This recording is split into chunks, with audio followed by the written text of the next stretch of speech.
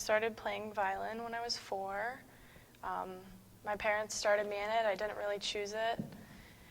And I hated it for a really long time. And then as I got older, I started to really love it and realized that I had to play it. I couldn't really do anything else. I've always played violin throughout my whole life, and at a certain point I knew it was what I would study and go to school for and hopefully make my career. So I auditioned at different universities and didn't really plan on going here, but I ended up here and it's really worked out. I listen to a lot of classical music because it is what I study, but I think a lot of people can get stuck listening to that music when a lot of inspiration comes from other music. So I try not to get stuck listening to all of that and sort of go outside of that and find things I like with modern music. So I listen to Andrew Bird a lot. He's a violinist, and he whistles and plays guitar as well.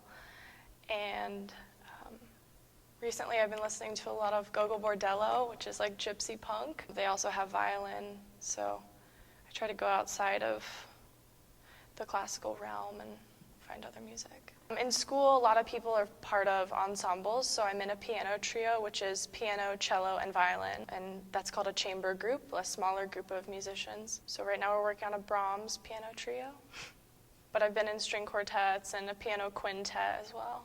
The Tokyo String Quartet came through to give a master class to the students here, and then they gave a concert out at the beach, and they chose, actually at the time I was in a piano quintet, so that's piano with string quartet, and they chose our group to sort of, open for them and play as everyone was coming in and being seated. It was great because they're one of the best string quartet, they are the best string quartet in the world.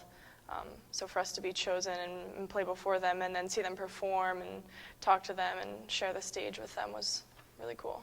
I've played a few gigs recently. One I did at Florida Theater. I played in Natalie Merchant's orchestra for her concert. And then a little bit north of here, I got hired to play in Johnny Mathis's orchestra. He's a really famous musician.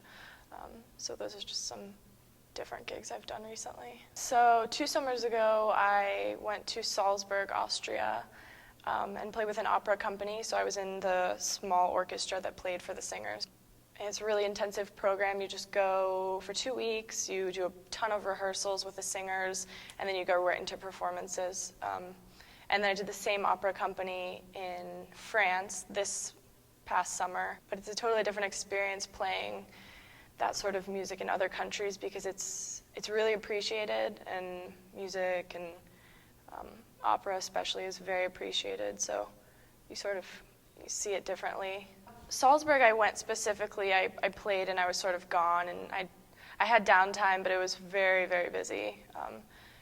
And then France I went almost a month earlier and started sort of at the top of France in Paris, and then worked my way down by myself and stopped in a couple towns along the way.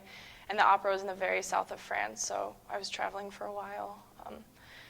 But I met a lot of people, and you learn a lot. So I wasn't really playing violin a lot at the time when I was traveling, but I think sort of that aspect of traveling and being a musician, it's really important to meet people and get out and hear different music and go see concerts there. And then by the time I got to the opera, I felt like really comfortable where I was. Yeah, I just started playing with a band, actually recently, a folk band.